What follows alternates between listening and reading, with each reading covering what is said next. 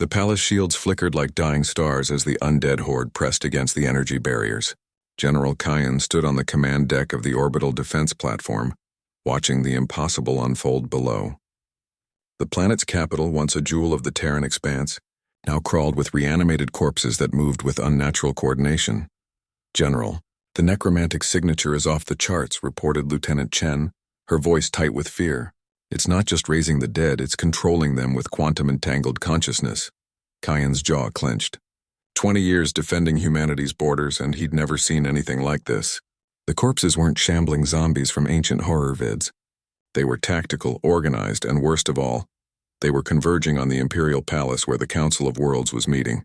Then the sensors screamed, "Sir, Dreadnought-class biosignature emerging from the necropolis." The black dragon rose from the city of the dead like a nightmare given flesh. Its scales absorbed light itself, creating a void in the shape of a serpent. Wings that spanned 3 city blocks unfurled, and ancient eyes, older than human civilization, fixed on the palace. "All batteries open fire," Kyan commanded. Plasma lances and railgun slugs tore through the atmosphere. The dragon didn't dodge. It didn't need to. The rounds passed through it like it existed in a space adjacent to reality. Then the creature opened its maw and breathed. Not fire. Not plasma. Entropy itself.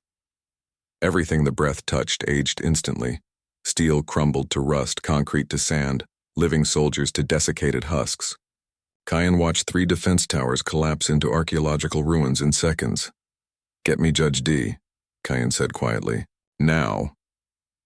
Judge D arrived in a shuttle that punched through the chaos with gravitational shielding that bent undead and dragonfire alike around its hull. When he stepped into the command center, Kyan felt momentary relief. The legendary investigator had solved cases across 100 worlds, unraveling conspiracies that threatened the entire human sphere. "General," Judge D said, his voice calm despite the apocalypse outside. "I've analyzed the necromantic pattern. This isn't random. Someone orchestrated this. Obviously," Kyan snapped, then caught himself. "Apologies. What do you need?" "Access to the palace security footage. Whoever did this needed to plant a resurrection anchor inside the palace itself. Find that, we stop this." Kyan nodded and pulled up the hollows.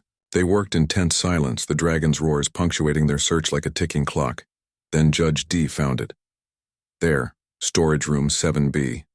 An unauthorized entry 3 days ago. The intruder wore Imperial credentials. "Can you identify them?" Judge D's expression darkened. "Yes, me." The footage was undeniable.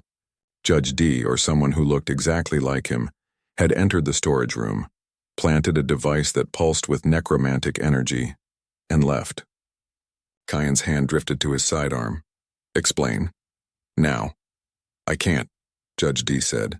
"I wasn't here 3 days ago. I was on the Kepler station investigating." He stopped. "Or I thought I was." Another transmission cut through. "General Kyan, this is Judge D. Do not trust the man in your command center. He's the necromancer." On the hollow, another Judge D appeared. This one broadcasting from inside the palace itself, standing in the very storage room where the anchor had been planted. "I've found the device," the second D said. "I can deactivate it, but I need you to eliminate the imposter before he stops me." Kyan looked between them. Both moved identically. Both spoke with the same measured confidence. Both had the same scar above the left eye from the Rigel incident. "Biometric scan," Kyan ordered.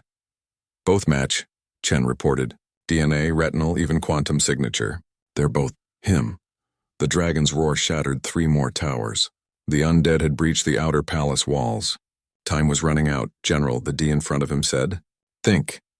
What's the one thing humanity has that other species don't?" Kyan frowned. "What?" "Our stubbornness. Our refusal to accept the impossible." Judge D smiled grimly. "That dragon? It's a weapon from the predecessor civilization. Dead for 1,000,000 years. The undead? Controlled through technology so advanced it looks like magic.